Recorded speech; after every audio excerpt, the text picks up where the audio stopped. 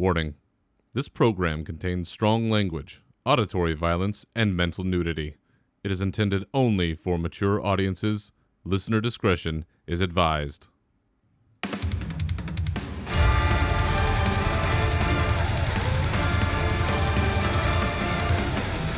Welcome to your uncensored home for World of Warcraft news and opinions. This is Unshackled Fury.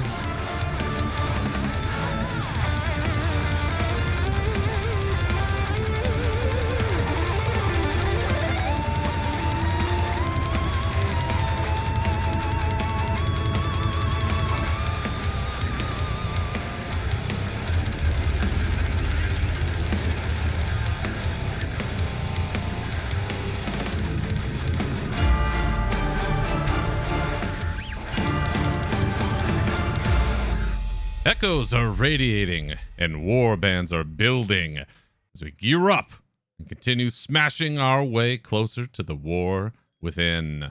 So welcome back for episode 150 of your uncensored home for World of Warcraft news and opinions, Unshackled Fury.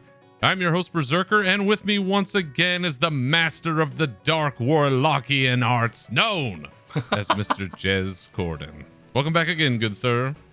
Hello, dude. It's been a hot minute since we had one of these.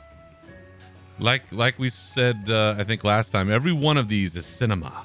It's that pure cinema. So everybody, just enjoy it, people. Enjoy it. But yeah, we had our little summer break. I know I had travels, you had travels. People heard about my travels, and I don't know. I don't remember if I told the story about me dodging the cops or not. Maybe not. I'll have to save that for another time if I didn't. But I know you. Cops. Oh, damn. Yeah. Well, you know, I have that kind of face. What can I tell you?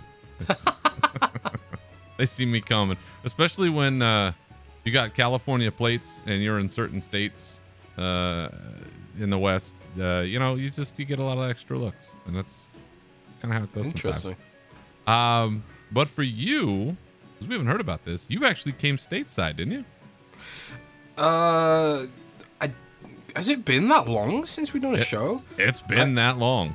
Yeah, I was in LA in June for Summer Game Fest. Yeah. How was that? That was pretty amazing. I met the new Blizzard president while I was there, very briefly. Spoke to John Haidt as well from the World of Warcraft team, who's now left Blizzard. That was the last hurrah.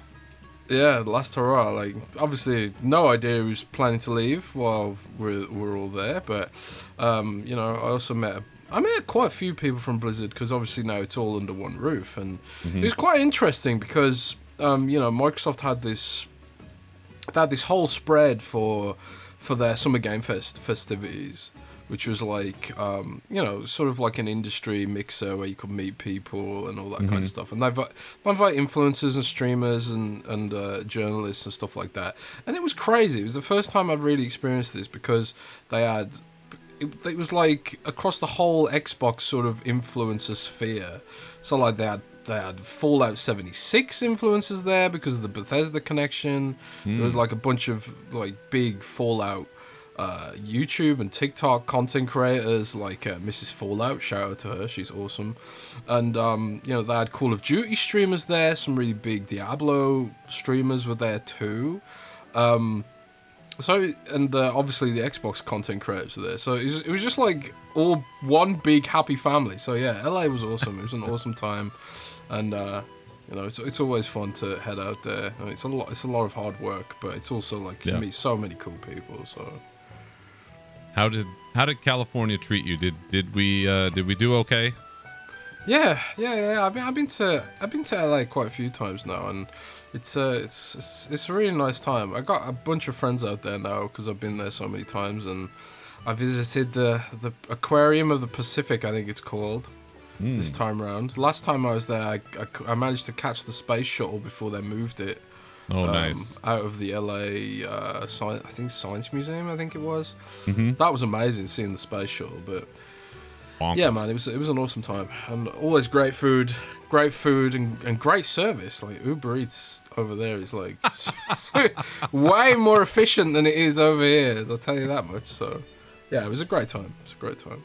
Did you have? Because I know everybody talks about coming to California and having In-N-Out. Did you have In-N-Out? I did not. Okay. But I went to a world famous taco place in I can't remember what it's called now, but it's like a Michelin star taco place in LA that started out of someone's backyard. There's like a Netflix show about it. I can't remember the name of it off the top of my head. Okay. But I went there and that was That's absolutely good. incredible. Good. Absolutely incredible. Just great food, man. Great Good. food all around. We like food.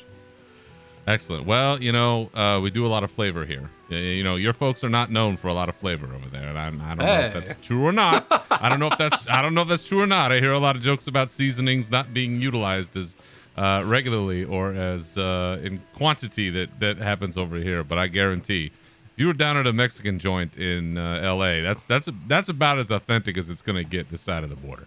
Oh yeah, it was super good, man. Super good. Fantastic. Well, that's excellent, and we have there's another thing coming up too, right? Gamescom, is that the end of the month?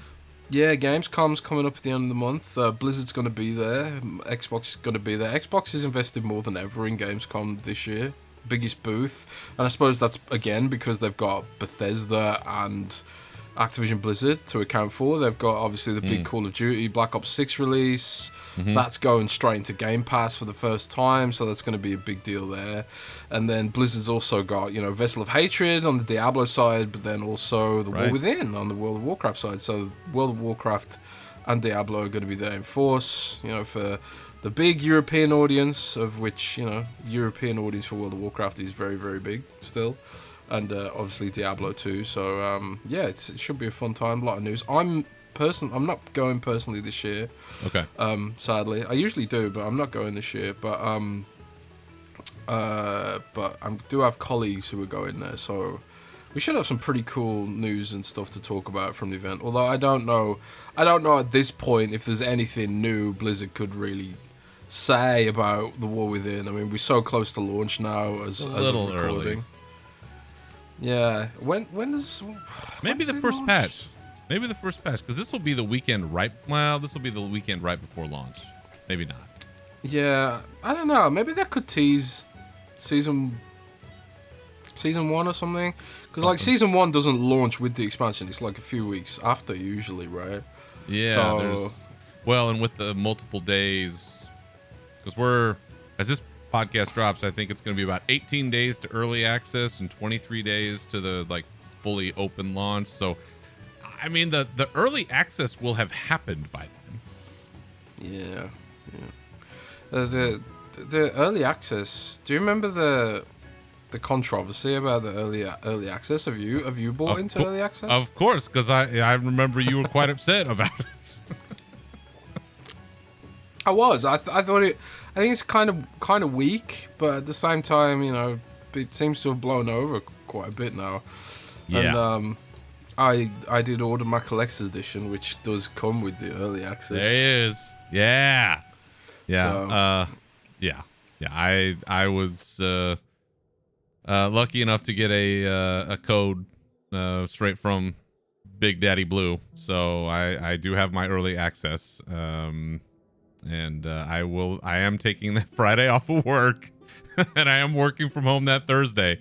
So I do fully intend to be well soaked in War Within goodness by the time you and I record our next episode, which will be right during this launch season. And I mentioned last time, we did talk about it a little bit before we started recording. This might be a live one, folks. This might be a live one. We might just say, fuck it, we'll do it live over on the Unshackled Fury Twitch. So again, if that's something that people want, now's the time to say something, because I got to work on it. I'm not going to put in a bunch of work if nobody gives a shit. I don't know. If Jez and I care, then I'll do it, because that's fun for us. But if anybody cares, say something.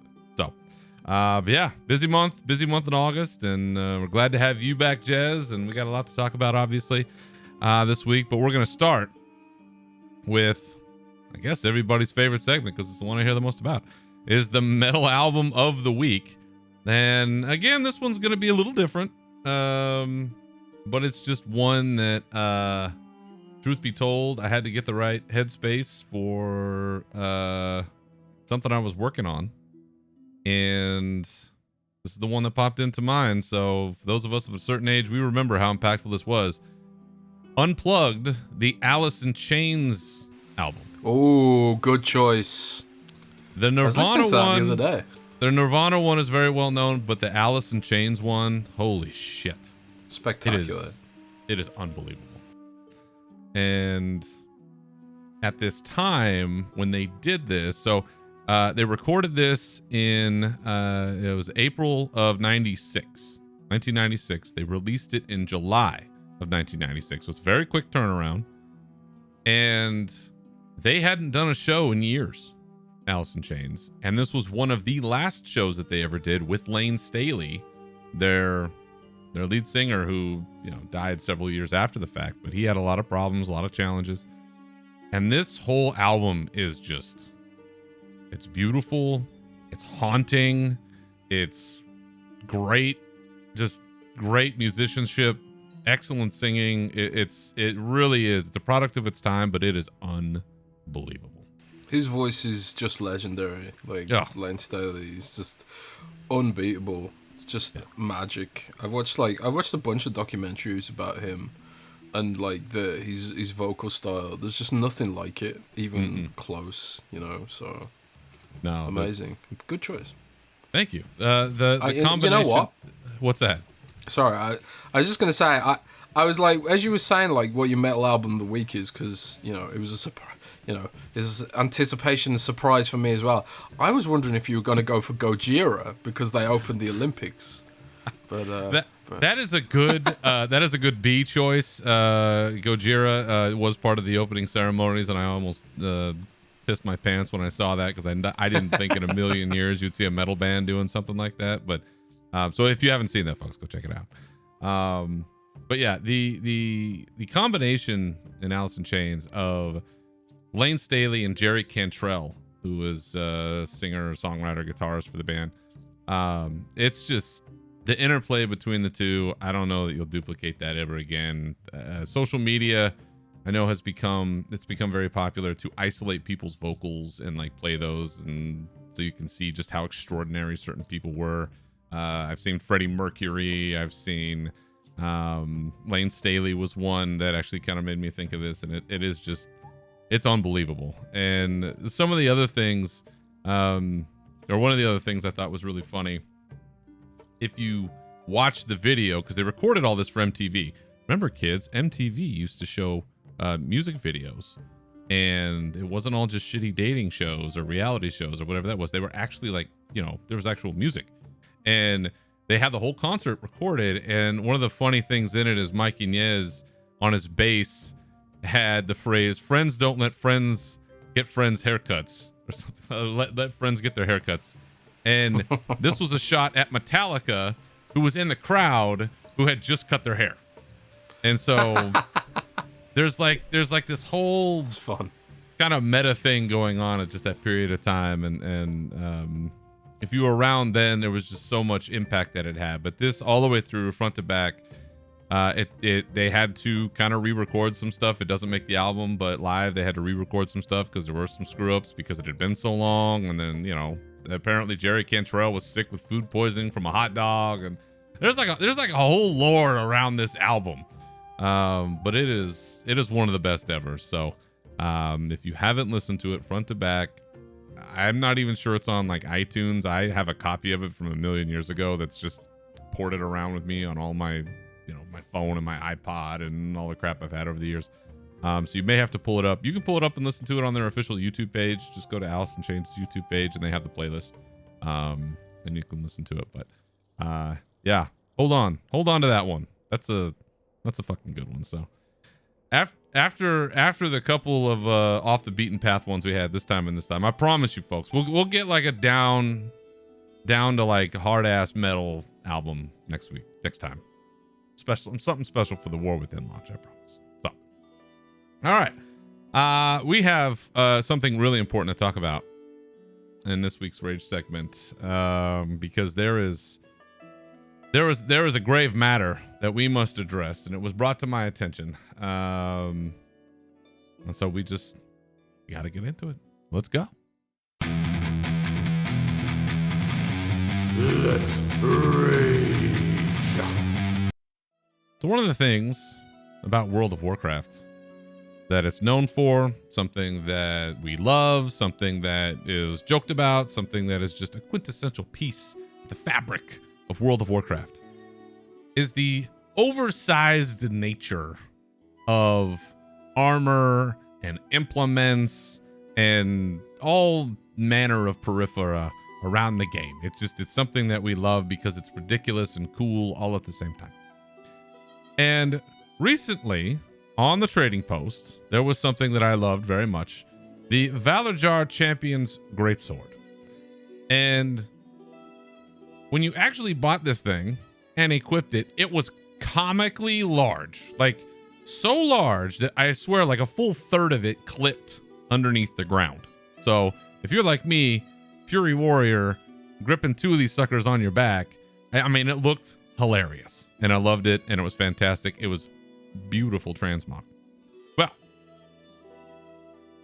the homie Nav, brother Navox, previous co-host on the show, friend of the program, brought to my attention that apparently, for some reason, Blizzard shrunk it. So no longer is this the Valarjar Champion's Greatsword. It's more the Valarjar Champion's meh sword, because it's not even the size of like a big sword now. Now it's like a skinny little. It's not even a full size two-handed sword anymore. They went too far. It's like the Valarjar Champion's sewing needle. It's ridiculous. I mean, are they gonna shrink Armageddon down to a pocket knife? Are you gonna have Gorehowl as a dental pick, or Charlemagne as a letter opener? I mean, it's just it has to stop, because Jez, do you know what the difference between ooh and ah is? No. What's that? 3 inches. And I'll let you folks figure that one out. But for a sword, size matters, folks. I mean, you can talk about the motion and the whatever, but size matters when it comes to your two-handed weapons. And I cannot believe that they have done us dirty this way. And I know that there's been threads and things and people freaking out and saying, hey, this can't stand. Well, it looks like it's going to stand. And what was once going to be a seminal piece of my future transmog has now become just a point in time when once again we are disrespected. And I hope that this is a lesson. I hope this is a lesson for the future generations. Don't shrink the big swords. You gotta have them. So as a warlock, I generally don't have this problem. So I try and empathize with your pain, but I'm just sitting here with my little dagger. I'm used to small. I let my demons do the size for me. But Blizzard's been really awesome for me when it comes to big things for me next expansion, because I can summon a gigantic pit lord in the War Within, which I'm pretty happy about. So, you know, my visuals don't have size issues, unlike some Warriors, I guess. Slap the Viagra on top of that pit lord, and meanwhile, they get, you know, we're having a common affliction on swords over 40. Ridiculous. Ridiculous. Swords over 40. Oh dear. All right, well, before I get myself into more trouble, listen, I have to maintain the uncensored name in the show here, or else I think I get in trouble. We have some real important stuff to talk about here, because we did have a pre-patch. We had a bunch of stuff going on with it. So why don't we go ahead and jump into our news?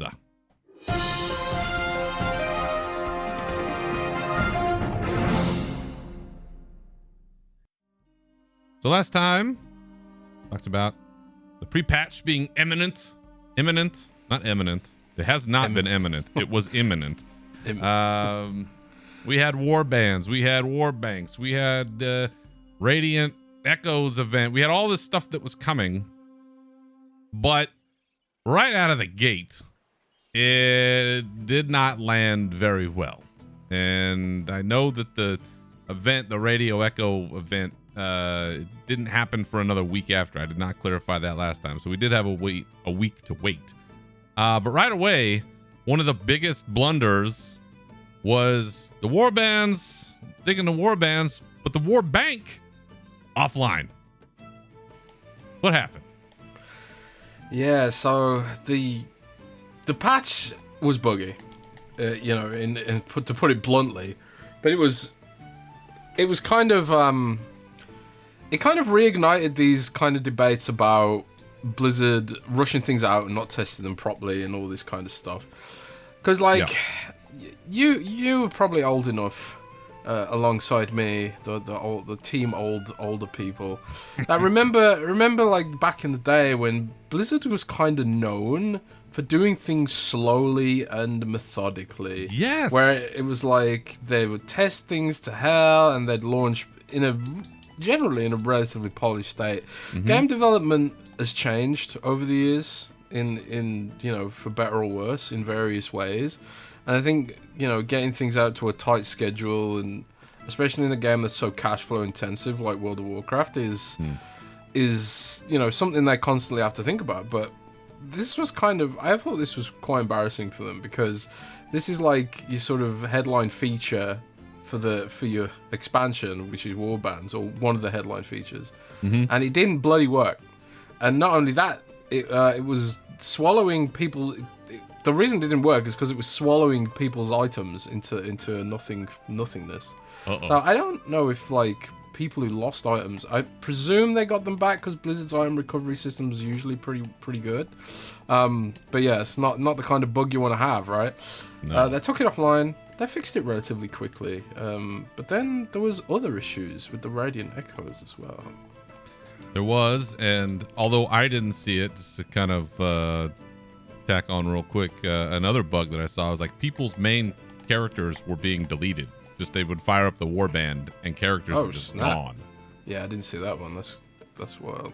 And it's you can't have that. And you bring up the point. I think that frankly, you're right. Those of us of a certain age or been around the game long enough remember there was.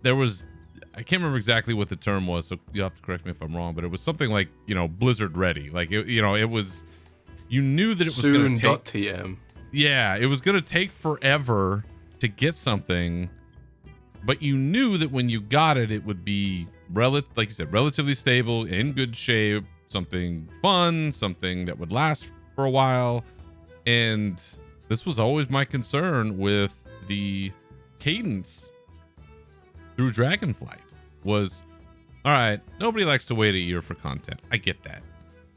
But if you cut that down, you start rushing these things out, and there's, major bugs.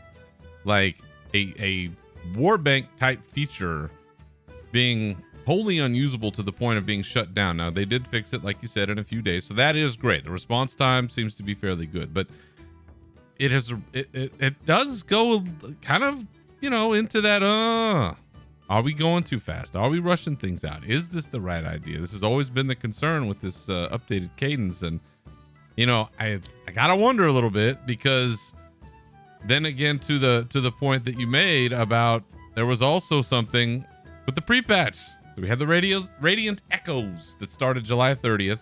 We've now had, about a week with it now. We go to Dalaran. You got the portals. Go through the portals. You go down there, and there's the residual memories that you get from killing baddies at certain locations, and then there's a big boss that eventually spawns, and you could rip through all of that pretty quickly, and then there was, I don't know, kind of not a lot. And if you're leveling, or if you're getting catch-up gear, and you're looking at the prices and costs for all these things, I know I did the first one. I was like, uh-oh. I don't know how much I'm actually going to be able to do here, because I don't have all day, all night to be waiting and then, corralling my schedule around when a Radiant Echoes event is going to be up so I can run in and like do something real quick and then, be done for a while. It just, that right away seemed to spark something amongst the community where people were not having it. People were not having fun. It was taking too long to gear up. It was too slow. And it's one of the few times I've seen the community be in general agreement about, this is going sideways in a hurry. Did you get a chance to jump in before they fixed it? I didn't actually. So, Okay. the cool thing about being in Europe is that Americans get to beta test everything for us. We do. So, some of the issues, at least, were sort of, I think, at least for me, they were patched out because we have to wait an extra day. So, like, waiting an extra day meant that Blizzard identified some of this stuff before they hit the European realms. But I didn't get into Radiant Echoes straight away, I don't think, because of work. So when I came in, it had already been changed. But yeah, this whole sort of, it's dumb because this is not the first time this kind of thing has happened. You know, like Blizzard does this because it's sort of like it's like the time gating stuff, right? It's to pad the numbers, and it's like to stagger things out and make it so people feel compelled to, log on, and they get to sort of pad their churn figures and all that kind of stuff. And the thing is, they did in Diablo a lot too over the last year, where like the Hell Tides were up at a specific time and you had to sort of schedule your life around them and stuff. And everyone hates that. No one likes it. No. And they made the mistake with that, so they patched it out. And then, okay, Hell Tides are up all the time now, which is great, and the way it should have been. And then they're doing this again with the Radiant Echoes, where it's like, okay, well, now you've got to be online at a specific time. And it's just, why do they keep doing this? Because it always leads to backlash, and then it always leads to them capitulating. So it's just like, just why do we have to go through the steps of, I suppose one day they think like eventually we'll sneak it under the radar and no one will bitch, but people are gonna bitch because it sucks. So Blizzard and then Blizzard will come out and say things like, we're always learning. And it's like, bro, the game's 20 years old. You've learned enough. You should know not to make us wait 90 minutes in between events now. Yes. That's just... And you could see where they were tapering it, right? Where it was 90, and then I think it was an hour, and then I think it was 30 minutes. And so, yeah, as it goes on, it gets closer. But I think back to, I believe it was Shadowlands, when there was the pre-patch event for Shadowlands, and so there were going to be, old baddies that were going to come back and be around up in Northrend. And so, at certain times you had ones that came up, but they put things like the bag on one of them, and everybody was trying to get Papa's new bag, and so they were waiting, and people were waiting too long, and people were mad. So then they just threw like all the like when one boss went down, the next one goes up, and so you were just ping-ponging all over Northrend to get all this stuff done. And this is kind of the same thing, where you're right. Nobody wants to wait that long, especially if you are trying to be alt friendly. Like, if we're going into this realm of warbands and alt friendliness and gearing up and all this stuff, then you got to feed those motherfuckers. Like, if you've got an army of alts, you got to be ripping through that stuff at all time to get at least a chunk of them up. But if it's that long in between for a week or however long, and we only have, 2 more weeks now until launch, that's not enough time. You maybe you get your main up in one alt. That's it. Like, it's not very much unless you're just on all the time, which I don't recommend. Just for your own sake of mind, your own health. But I did run in this morning before I started working on my notes here for our recording. I did run in because I haven't had a chance to check it out since they fixed everything or updated everything, and it is much better in my opinion. Having done now both versions where I was like, this kind of sucks. And then all of a sudden I'm just getting all of this currency just rolling in, and I'm getting XP, and I'm blowing up my alt, my DK. I'm like, yeah, let's get him out of cold storage, and boom, he's blowing up. I'm already almost leveled his ass, which I almost never level any alts. I've been debating which one I want to use my free level on, which I still have a bunch of them, and I've never done anything with. Now it feels like it's much better. I don't know if it's the most exciting thing of all time, but I think there's some good rewards. I'm happy with that. I mean, I don't know if you've had any issues with the rewards out of this, but some good mounts and gear and other stuff. I mean, pretty standard, but now it feels attainable. And to me, that seems the more important part, rather than just making people wait. Yeah, I'm not a huge fan of the event. I looked over the reward. I did one earlier, just as we were starting the show, and I double checked the rewards, and it's just like, okay, they're existing battle pets that have a Azerite yellow-blue hue on them. Yeah, kind of lame. It's not like I think it was it the Shadowlands pre-patch event, or the one before Shadowlands even? The Battle for Azeroth pre-patch event, where you got like the badass bat mount. At least on Horde you did. I know what you got on Alliance, but it was like, I'm pretty sure it was for Battle for Azeroth. It was a badass bat mount and stuff like that.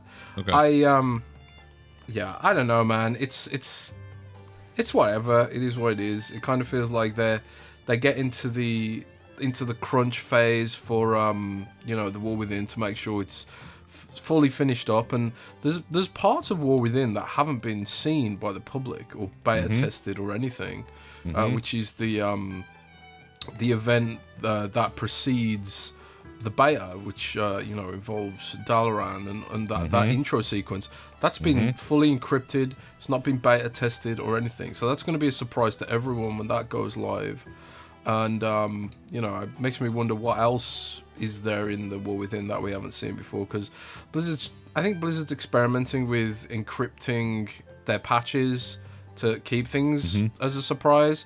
Because Wowhead and other websites prolifically data mine for content, and that leads to spoilers, and we all know everything and all that kind of stuff. But now they've started encrypting parts of the build so they can keep some things close to their chest, and I think that's really interesting and cool.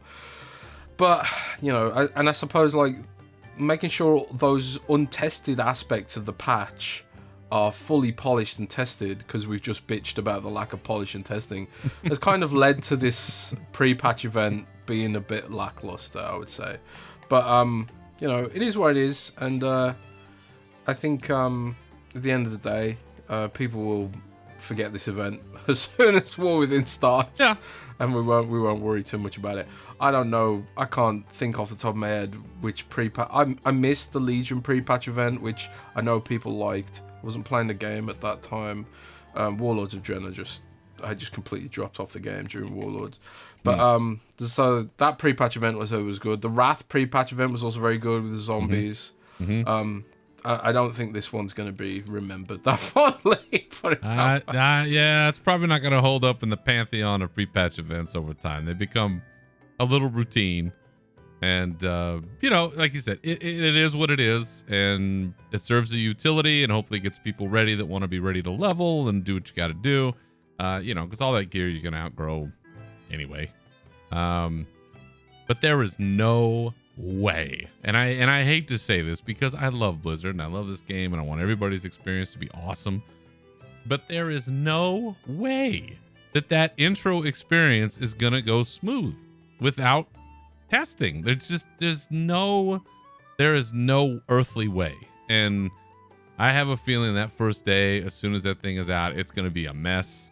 And I think we've said this since Warlords, try not to take the day of launch off, because there's gonna be problems. There's gonna be stuff that happens, and granted, there was a DDoS attack for that one that just went ape shit, but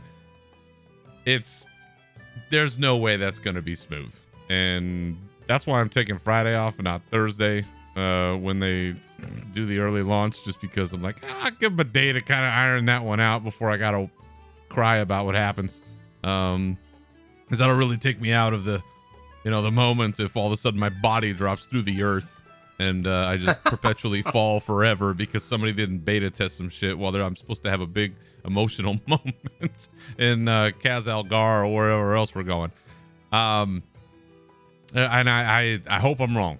I hope I'm wrong. I really hope it's smooth, and there's going to be some sort of big cinematic, and there's going to be stuff, and it's intended to be cool, and I hope it is. Man alive, we'll know by the time we get to the next recording of this show. We will know, and I hope I'm fucking wrong. But if that thing goes smooth, the first day, and there's legitimately no problems, the first person that reaches out to me, I'll buy you steak dinner. There's just no way. But I'm gonna keep on that. I'm gonna claim that steak dinner, man. I'll put my money where my mouth is. Wherever you want to go, I'll take it. So, along with the pre-patch event, we did have a very brief, but I think meaningful for the story quest line to kind of catch us up on, where we're about to go to a degree. It's almost inescapable as you go through the little quest line that introduces us to all of this, getting us ready to go to Kaz Algar, I think. Which, by the way, I totally forgot. I don't know what it's like for the Horde, but for the Alliance in Stormwind, there is like a secondary portal room that is behind the main portal room that you kind of have to access through some secret stairs. And there's already the Kaz Algar Cove that's got like the tabard and all this stuff in it. So it's kind of neat to see that and how that's all ready to go. But there was a video that plays that you can watch to catch you up. And I'll be honest, I was kind of glad that they did that because it's not always the most linear thing to get to where we're going. And I thought they did a really good job of kind of taking the major beats from the last few expansions and pulling stuff from whether the full CGI cinematic or the in-game cinematic or whatever it was to kind of explain the major players, how we got here, and all of that. And I don't believe that they've done anything quite that way before. Have they? Yeah, I'm not sure. Maybe. Can't think off the top of my head. I liked it. I dug it. I was glad that they did it. It was fun showing my son because now he's up to speed. And this might be the expansion he starts playing finally. I made an account for him, so all I got to do is get those good grades. Yeah, I had someone on Windows Central write a story recap based on that video they did. I think like Blizzard's like, in addition to that, like the Harbinger event, I think like the Harbinger event was more interesting than this pre-patch event in terms of setting the tone. There's some really great in-engine cinematics there. Yes. With Khadgar and Illyria. It's a bit Alliance heavy, but what can you do? But I thought those were really, really well done, really well animated. Like the level of craftsmanship when it comes to in-game cinematics has really, really stepped up. I think they started doing it in Shadowlands, I think, to this level, and that's one good thing that came out of Shadowlands. It was the sort of the level of enhanced cinematics they've been putting into the game. So that was really awesome to see. Yeah, that was a great table setter as well. I had no idea who Locust Walker was, and now I know, and all of that great stuff. So that was a good intro, and for us on this more recent piece of the quest line, it took us all the way back to Silithus, where if you haven't done it yet, or if you get there and you're flying around and you're going, where's the sword and where's you gotta talk to the little one up in the upper right hand corner to get them to change back to the current timeline, because for whatever reason I was still on the old school timeline and I was flying over there. I'm like, where the fuck is the sword? Oh shit, I forgot. So if you need to go back and change timelines, make sure you do that. So we get over there, we got all the major players, Thrall, Jaina, and Anduin, and we got to go down to the to the heart, the heart chamber. To go talk to Magni. What's going on? What's happening, Magni? People are seeing stuff. What's going on? And we find out Magni's kind of in a bad spot. He Azeroth has gone silent to him. He looks a little he's not, at one time he was all diamondy, and then he was kind of still a little translucent when he started moving around again, and now he's not shiny anymore. He's a bit rocky. Yeah, looking a little more earthen. So, I wasn't sure if I was imagining that or not. No, that's I feel like that's very intentional. He looks different, and I don't know if that's why, but he turns out he's kind of resentful. He's mad. He's upset. He's given up all of this, going all the way back to Cataclysm, when tried to commune with the planet, turned him into a diamond. We didn't think he was ever coming back, and then now he's the speaker of Azeroth, and he's given up all this. He's given up his kingdom and his family and all these things, and now he's stuck down there in this chamber, and nobody gives a shit anymore. And there was a crappy locket that nobody cares about, and we gave up all these powers, and now he can't even hear Azeroth. So it's like, what the fuck? So he's not happy. He's not having it. But we go down there. Got to help him with a little ritual. We turn on some consoles, and lo and behold, thing fires up, and he starts elevating into the air, and we can hear Azeroth again, and she says we have to go to, and then a big explosion, and he gets knocked down, and he's laying on the floor. Like, oh, goddamn. Now, pretty sure that, that's just the setup. We got to go to Kaz Algar. I'd be surprised if it was somewhere else, but they haven't seen it, so I don't know. We take him back to Dalaran, have a little chat with Moira and Bran and Big Boy Dagran, who's now everybody's boyfriend, apparently. And it's kind of where we are in terms of the storyline, in terms of the timeline, kind of where we are. Just see them sort of building the pieces, putting the players on the board, getting that ready for when some shit's going down, folks. Some shit is going down, and I mean that literally. Some shit is going down. Don't know how. I think we might have some idea, but again, if you want to do some laps around Dalaran, now is the time. I would get that out of your system and start taking some photos, because reasons. Dude, there's still one coin I need to fish up from the fountain. One coin. Better hurry. Better dive in there with both hands. That was the only way I think I got that, was waiting for raids to coalesce back in the old days, and just sitting there and fishing into that fountain, waiting for people to show up or whatever it was. That was how I ultimately got that, I think. And yeah, that took forever. It was sad, like pulling some of that stuff up and little notes and things. And, oh man, that's good stuff though. God, Wrath was the best. Anyway, old guys talking about Wrath again. So that's where we are. Any other thoughts about where the story is, and kind of knowing where we're going? Is there something more that you want to see before we hit the big time? So I tweeted this out the other day, and it was a little bit controversial, because someone, I can't remember who it was, but I saw someone tweet, "What's your controversial WoW take?" or something, and I tweeted, "Yeah, you might have seen it." Oh, I replied. I said, "This is why we can be hosts." Well, yeah. My comment essentially was, WoW was better when the Alliance and Horde were at each other's throats.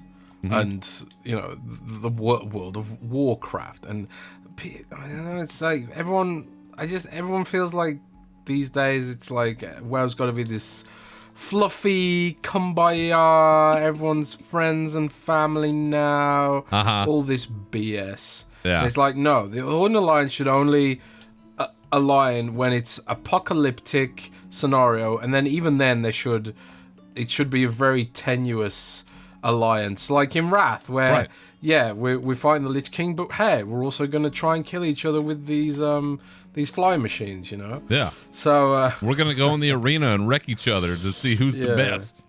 and all that stuff. I love that identity that WoW had, and it's just not there anymore. It's not there anymore, which I'm not a huge fan of, and I think it really detracts from the identity of the game.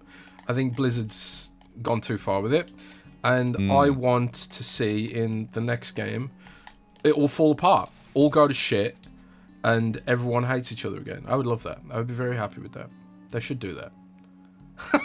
There's not a lot of daylight between you and I on this one. Where it's funny because staunchly Alliance, staunchly Horde, and this is like one of the things that we definitely agree on is you got to put the war back in Warcraft. I mean that is what it is, and I know because I've heard it from people for years.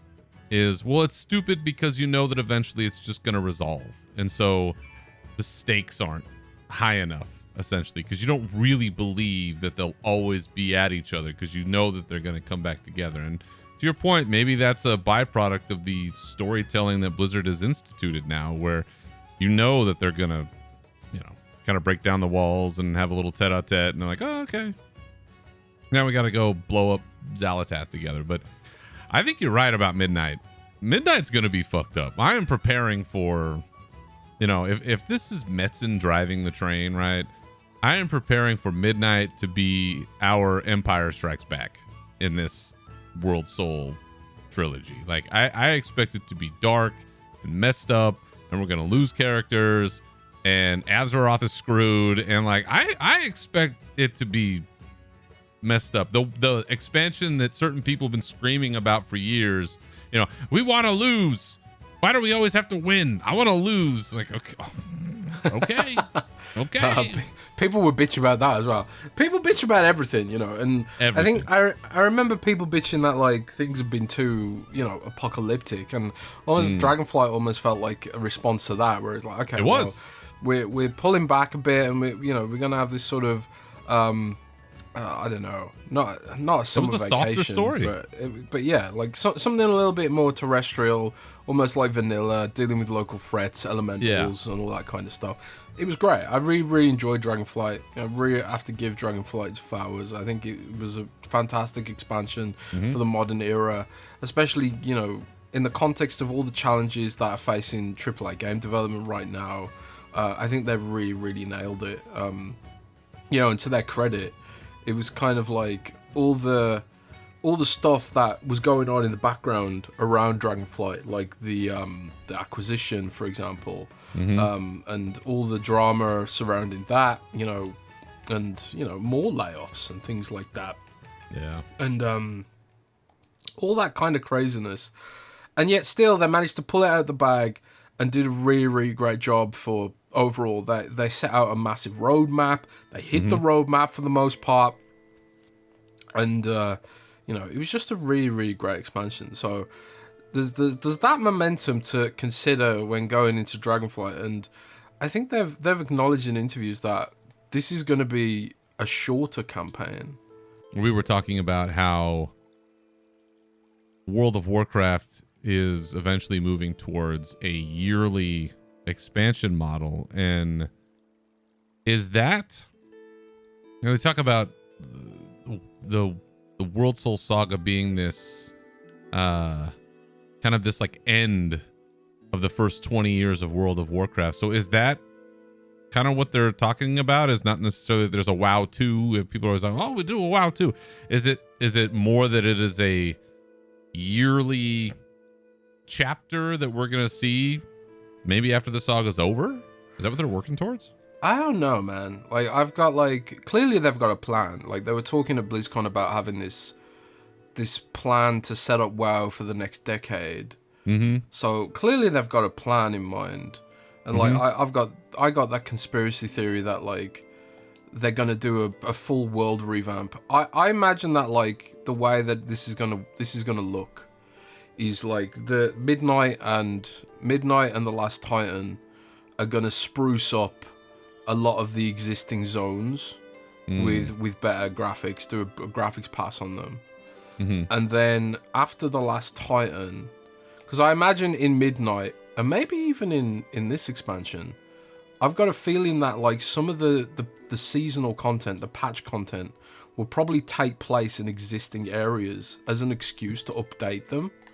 So like, you know how we basically got a new Night of Stein zone.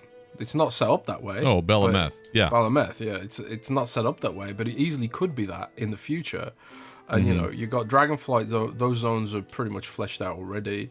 You know, and when it comes to Kalimdor and the Eastern Kingdoms, those are the bits of the game that, at least the bits of Azeroth, that need the most love and updates, I would say.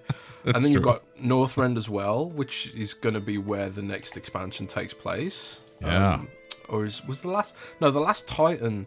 So the third expansion is Northrend, right? Yeah. The second one is like Quel'The Lost and like the kind of that upper Eastern Kingdom area, I think. Yeah. So I kind of feel like the next two expansions are excuses to update the old world in different ways.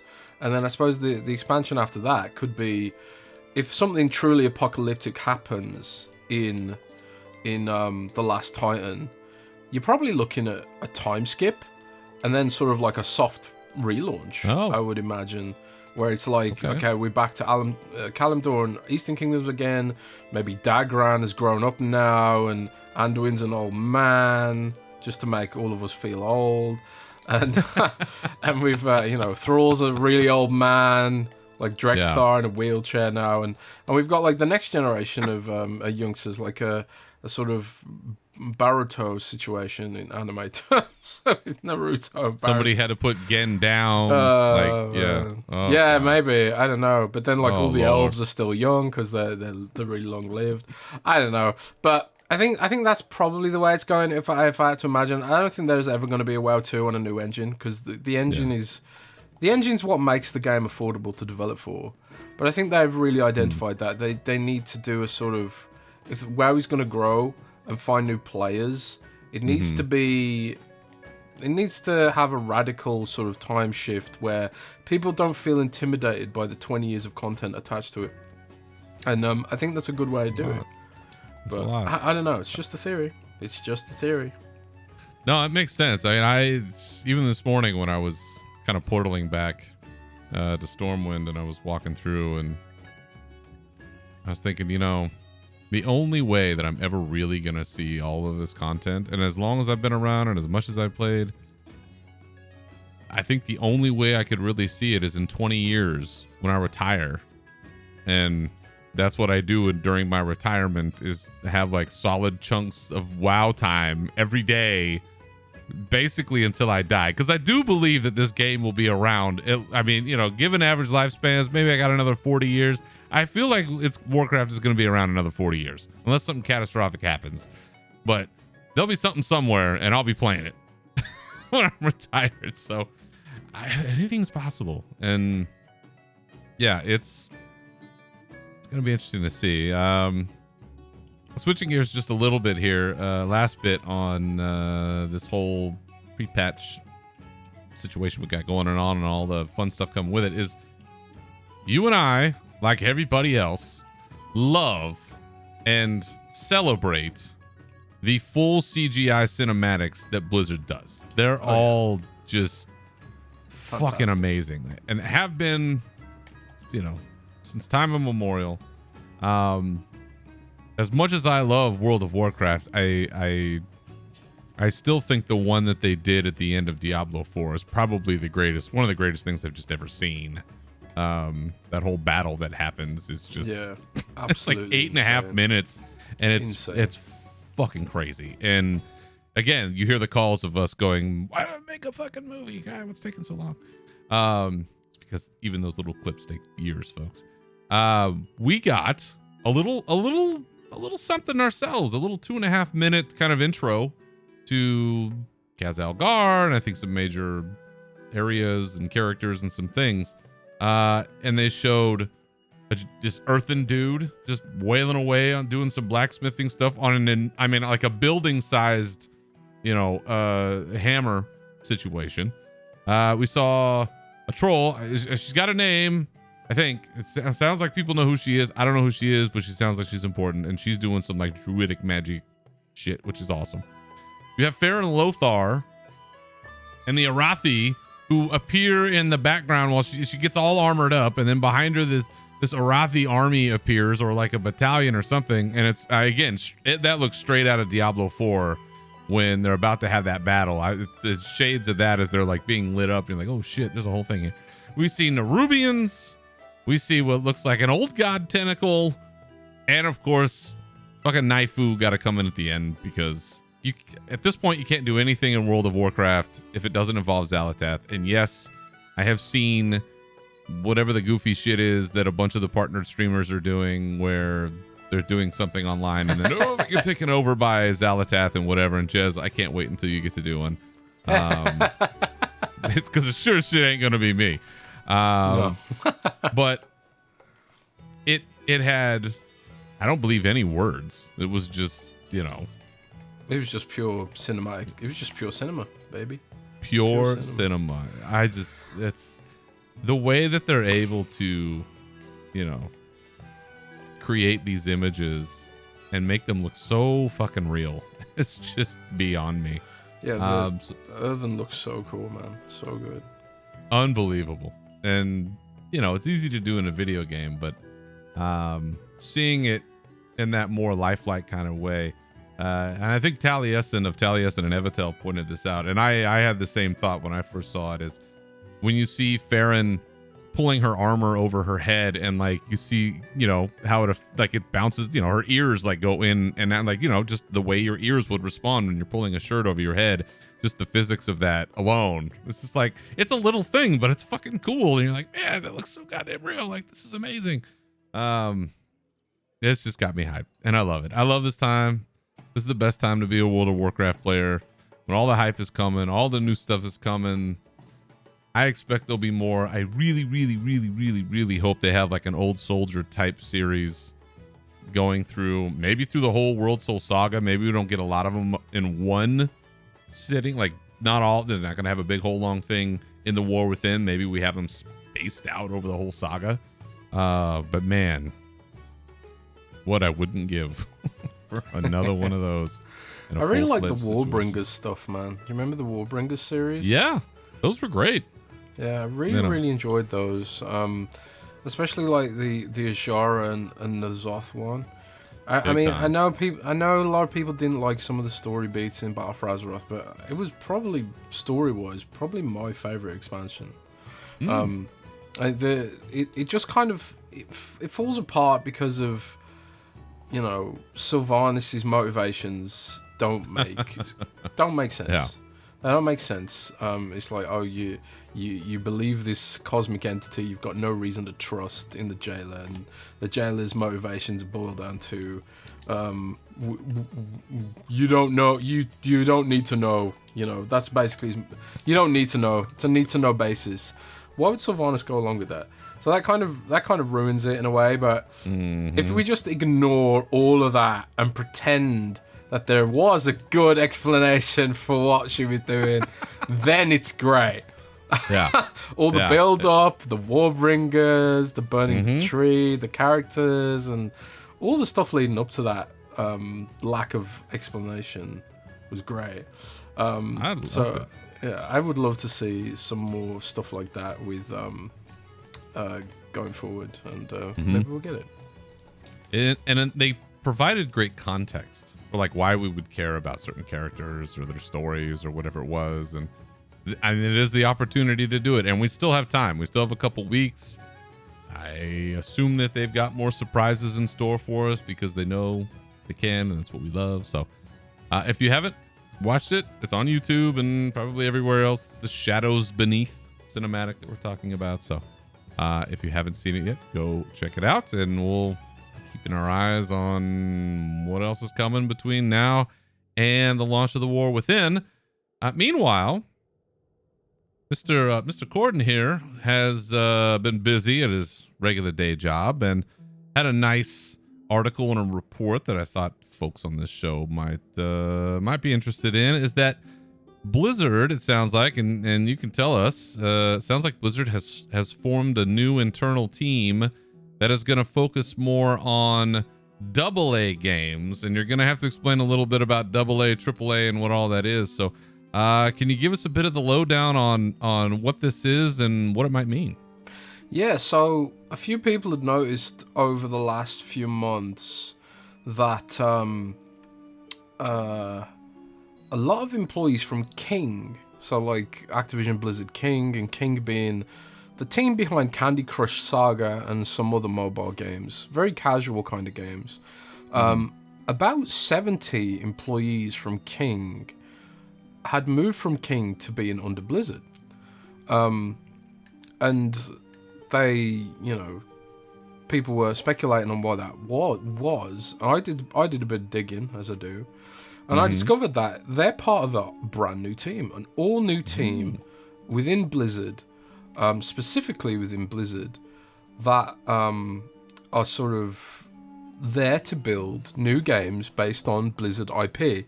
Now, the way it's been described is that they're going to be a small team. They're going to be a small and agile team. There's a lot of emphasis right now on agility and cost cutting in game development, building smaller games and scaling back and taking, you know, not as such big risks, because these days if you spend like 500 million on a game and it flops, it can just destroy your whole company. And I think you know, there's some recent really big examples of that. Like Destiny's going through it now. We talked about Bungie and Destiny earlier. At least if that was in the part that I didn't accidentally pause the recording on. But yeah, Bungie and Destiny are having issues right now with how much they cost to develop their game and cash flow issues there. And then you've got stuff like Suicide Squad over at Warner Brothers. They tried to build this live action live service Suicide Squad game, which has just been a colossal failure. And this we're talking hundreds of millions of dollars here, because it was, you know, a huge lifespan between Rocksteady's last game and then Suicide Squad, and all those wages you paid and all that investment in people and studios and rent and just dumb stuff like electricity, and then your game comes out and it flops. That's devastating. So there is this push in the game industry to make smaller teams, more agile teams that can make smaller but highly profitable games with good margins. And it sounds like that's what this studio is going to be. So they're going to be making smaller games based on so-called AA, which refers to the amount of budget, which is, you know, it's going to be smaller budget games, not like a Diablo. If Diablo is a AAA, then a AA is you know, something more like I don't know, Diablo 2 Resurrected probably, where like, you know, they can basically adapt an existing game into something new. But I think as well, like these are going to be new games potentially, not necessarily remasters.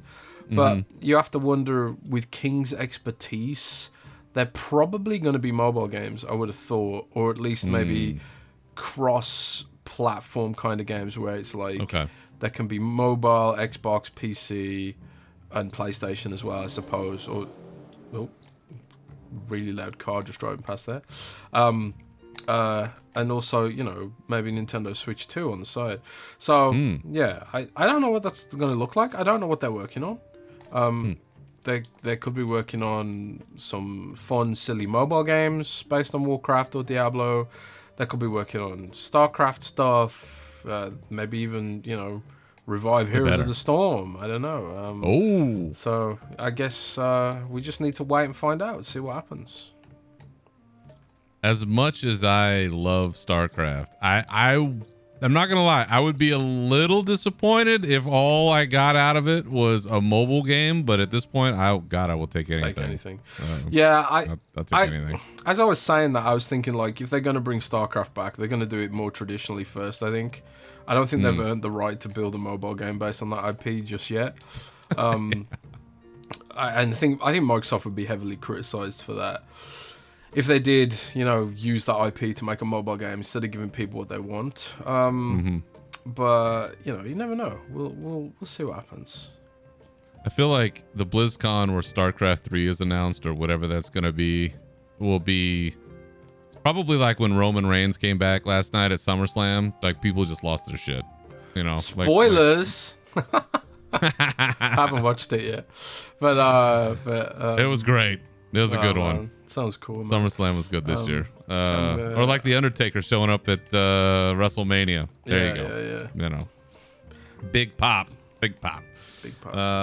I might legitimately pee my pants 2 drops minimum on that one.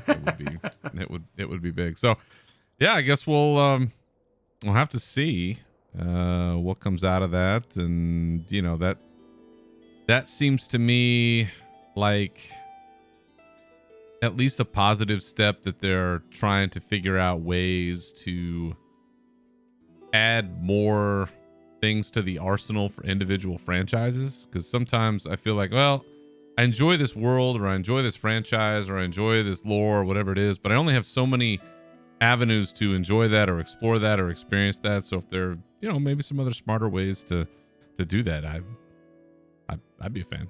So, or it's gonna be Diablo Immortal all over again, and then oh God help us. You know, Diablo Immortal's a very expensive game to make, so I don't think it's gonna be like Diablo Immortal, but I just mean the backlash and all the other. Oh yeah, maybe. I was thinking that it might be, because there is one caveat about smaller games, right? And one of them is, you know, you can have a small core team, but then like you can partner up with an external studio to get it up to that next level. So like there's always this sort of potential where it could be like, okay, well, they're developing the sort of concept and the core of the game, and then like you partner with an external studio that's set up for remote development, like, you know, Double 11 or something, to build it out. Double 11 built Minecraft Dungeons with Mojang, which, you know, is a Diablo-like kind of game based on Minecraft. It was a very successful game. And I think as Microsoft and other developers look at what success looks like in today's economy, it is a lot of these smaller games which end up having high profitability because they were cheaper to make. Stuff like Grounded, stuff like Sea of Thieves, these were all made like by comparatively smaller teams, and they've become these huge success stories as a result. So I think that could be what they're making, but you know, it's all speculation until we see what they're working on. Okay.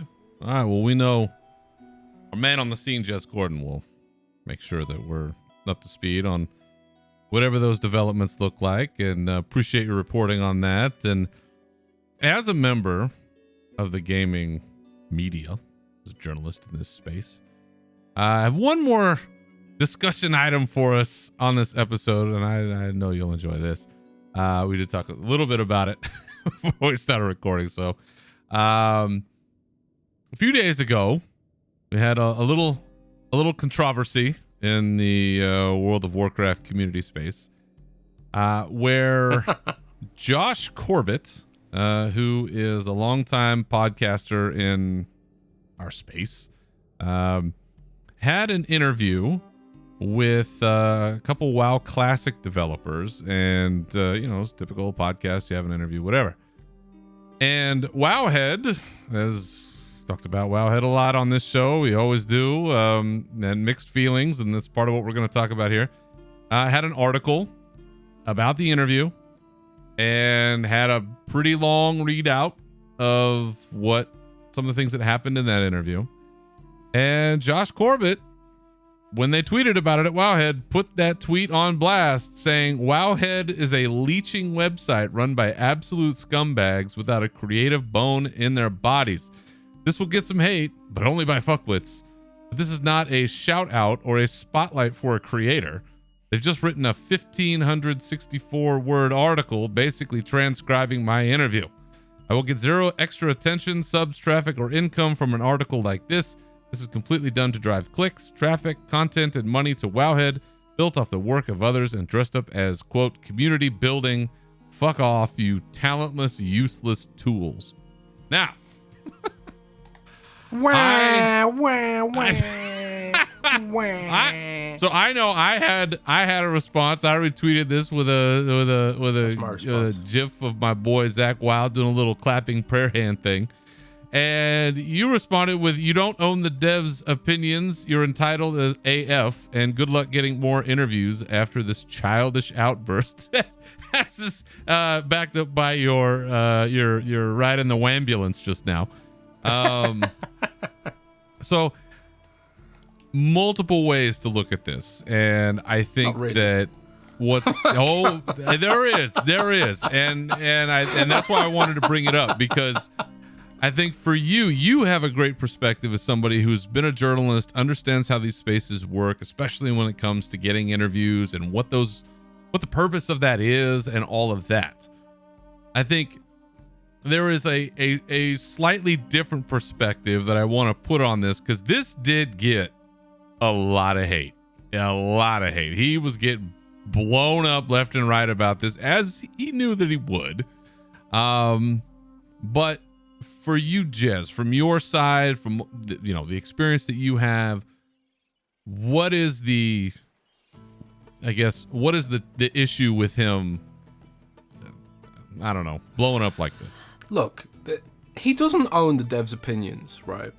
And getting an interview and him calling Wowhead uncreative is just a load of bullshit, for one thing. Mm-hmm. So Wowhead is providing the guides that he uses to build his character.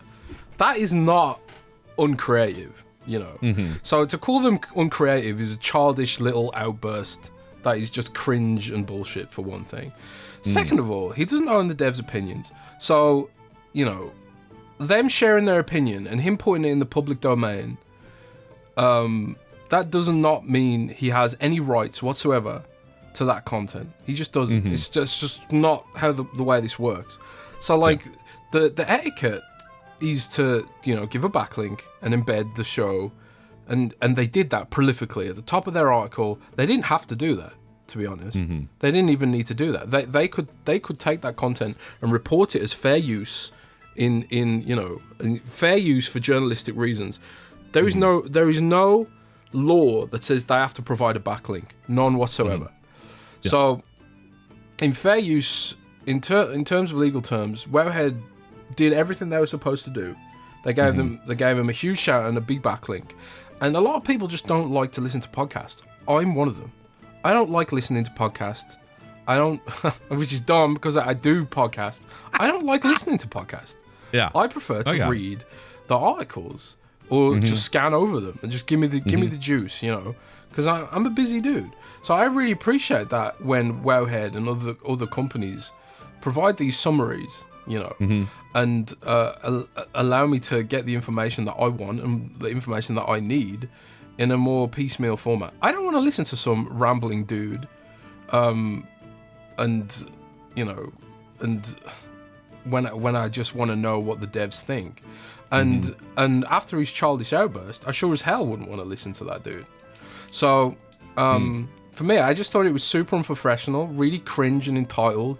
The developers have put their time and effort into doing that interview. And I'm sorry, but interviewing isn't super creative either. You're not exactly creating anything. The devs are the creative ones here.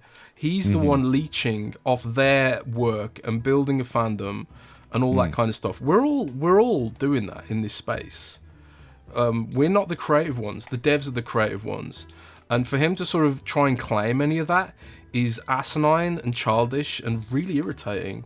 So that's my thoughts on that. And I think and the backlash to his tweet speaks for itself, And to call people fuckwits who disagree with him, Blizzard ain't gonna work with him again. I guarantee you. I know Blizzard PR really well, and that he just comes across like an entitled, child, and he's really unprofessional.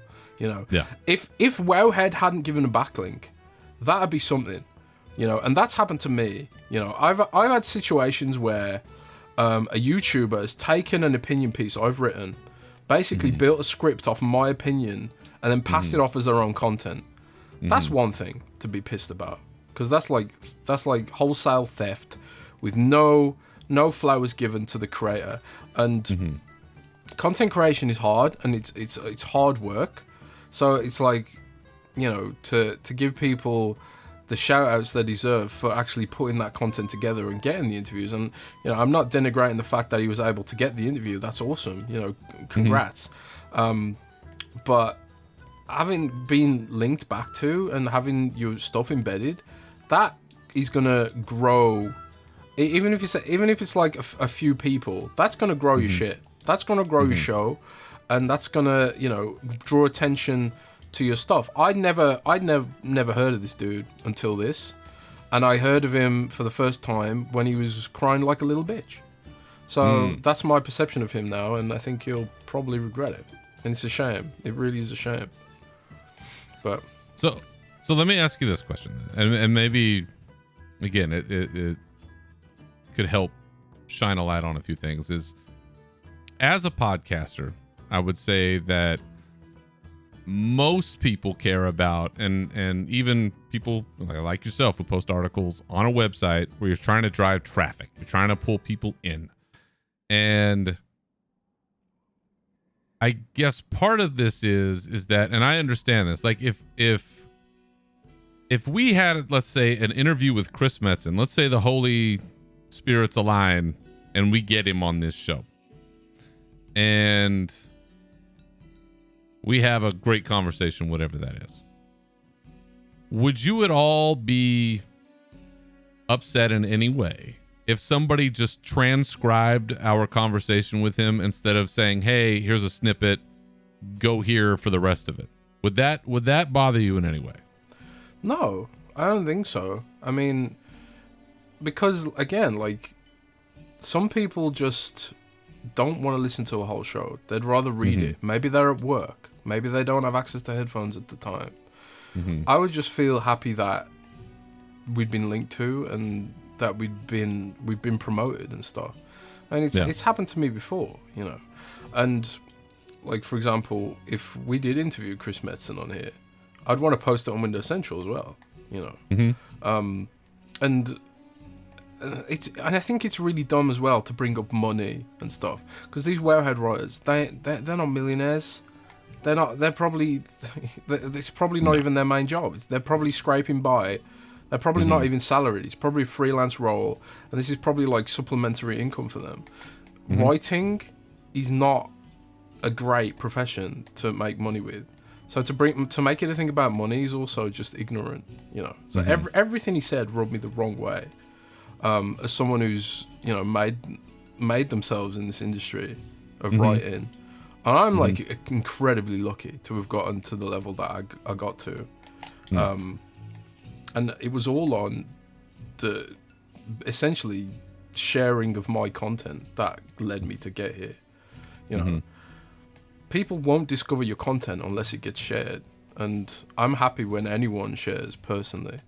But you know, it is what it is, and I think he just came across in the wrong way. I mean, he could have framed it in a much more mature way, without having to, you know, throw them under the bus that hard, make himself look all whiny and stuff like that. And you know, he could have even like reached out to Wowhead privately and been like, look, I could, instead of transcribing it, could you, you know, maybe just, you know, to be fair to him, I wouldn't have transcribed the whole interview on Windows Central. I would have done it as a editorial with snippets, and then, you know, send people to go and link back to it.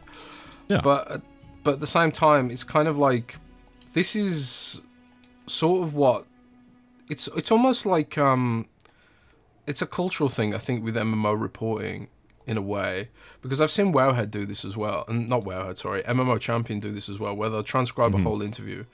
I think it's essentially boils down to the fact that they know there's an audience for it. Some people just don't want to listen to a whole podcast, and I think that's fine.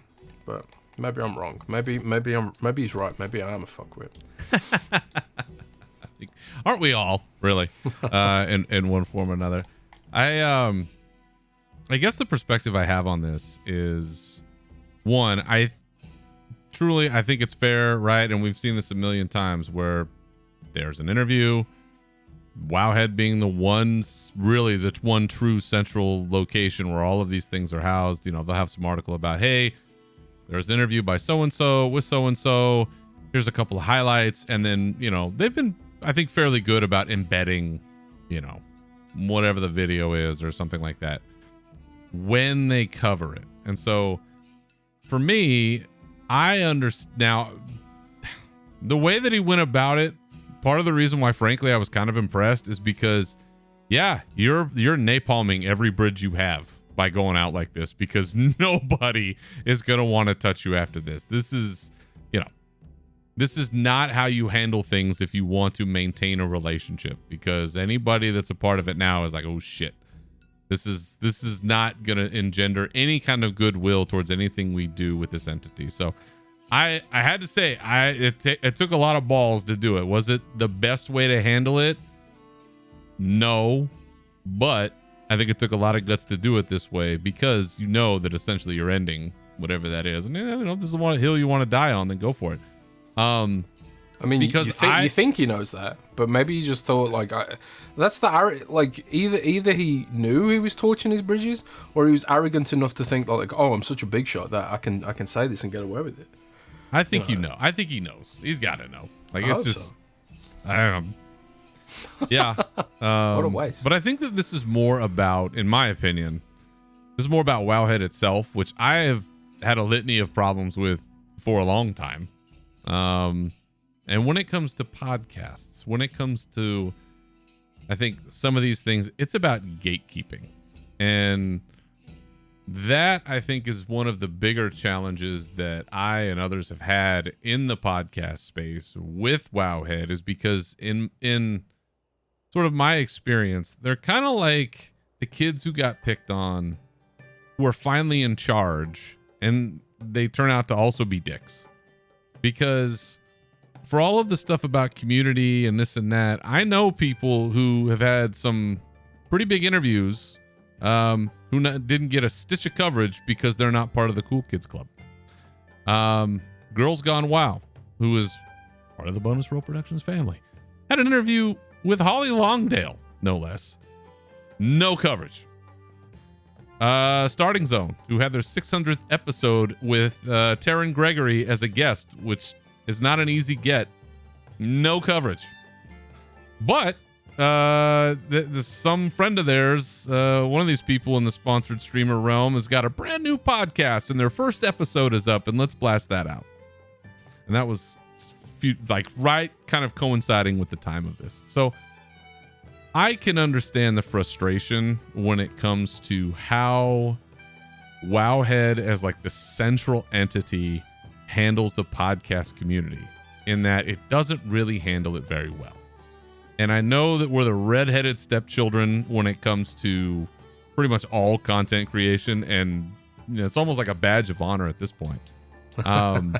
But there are some challenges there, and I understand that frustration, because if you don't get in with them, it doesn't matter. You're not going to get your coverage. You're not going to get, like he said, he's talking about traffic, and I'm sure he got some increased traffic. Somebody's checking on this. Somebody's looking at it. I don't know what his numbers are. I don't know what his subscription numbers look like. So it could be little, it could be big. I don't know. But I get that frustration. And so having a podcast, as long as I've had one in this space, and knowing how difficult it is to get an interview. There's never been one on this show. Not for lack of trying. And maybe it's what it says about me in this show, so be it. But if you work and work and work, and you're working the back channels, and you're sending in pitches, and you're doing all these things, and finally you get, oh shit, I got somebody, let's do this thing. And there is that part of you that hopes, okay, now people are going to come listen to the show because I've got this thing. It's, I assume it's the same as television. I've got a good guest and I want people to tune in, but instead they read, a paragraph about it in Entertainment Weekly, and the ratings didn't go up. It's well, fuck, that didn't help. But at the same time, you're not going to get mad because it's Entertainment Weekly's job. So it kind of depends on how it's handled on both sides, but I understand the frustration of wanting to have more people interested in what you're doing after working really hard to put it together, and then somebody out there just transcribes the whole thing, so they negate the need to go to your spot. So I get it. I can understand that frustration from that angle, and it is very real amongst the podcasting community. Let me tell you, all of the things that it does do, there is when you put it like a that, strain. Yeah. When you put it like that, there is like an element of, I get the frustration, right? But it's unfair to blame Wowhead for that, in my view, because we live in this environment of hyper low attention span everything, and it's the TikTok world, and it's easy to say, to say like, oh, this is all Gen Z's fault, but it's everyone's attention span is completely fried now. Mine's trash. Mine's trash too. It's why I don't listen to podcasts specifically, because my attention span is really bad, and having the content out there, is reward enough for me personally. The fact of the matter is, you're never gonna really make a living doing a WoW podcast. It's too niche. You could be the biggest WoW podcast in the world, and I think like you're making yourself niche by having a podcast in the first place, and then focusing entirely on World of Warcraft is also like gonna increase the nicheness of it. Yes. It is what it is, right? Yeah. So I think like people can't have delusions about some of this stuff and then cry about it and call everyone fuckwits and stuff when it doesn't, when the reality just doesn't go your way. I don't know. It's tough, man, but it really did rub me the wrong way, because it was attacking like writers who are pretty much struggling just to make ends meet effectively, and calling them creatively redundant when all you've done really is do an interview. You haven't created anything essentially. I think all that stuff really rubbed me the wrong way as a writer, and someone who I know Fair. has struggled to get into this space, and I know the Wowhead writers struggle and work hard too. Like, they always have the guides up so quick. They always have all the best up-to-date information, and they work fucking hard for what they do.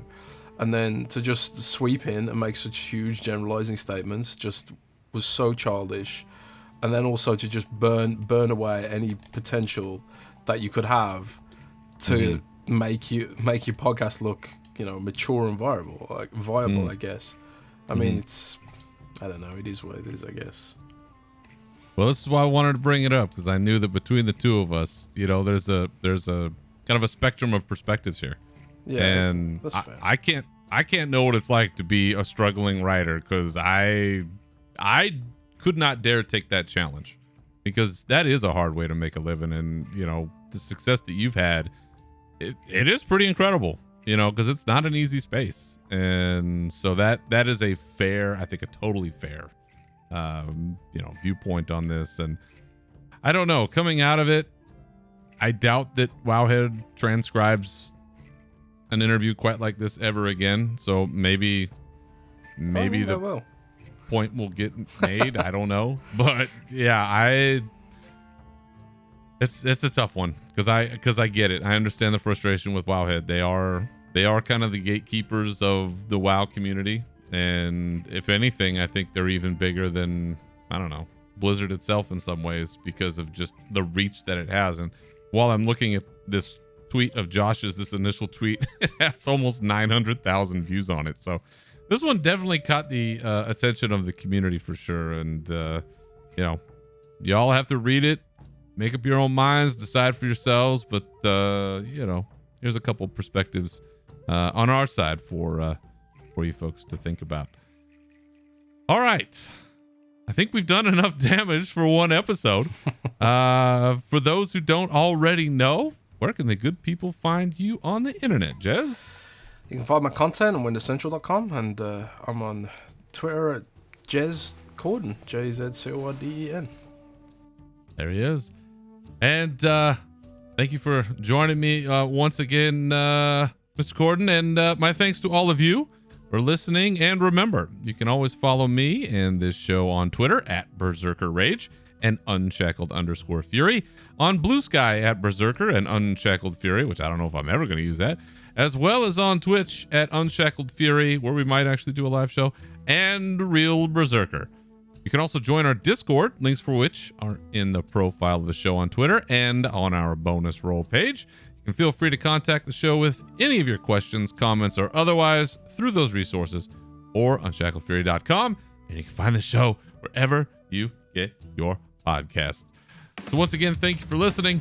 Remember to keep your swords wet and your banners high. And we'll see you next time. Farewell.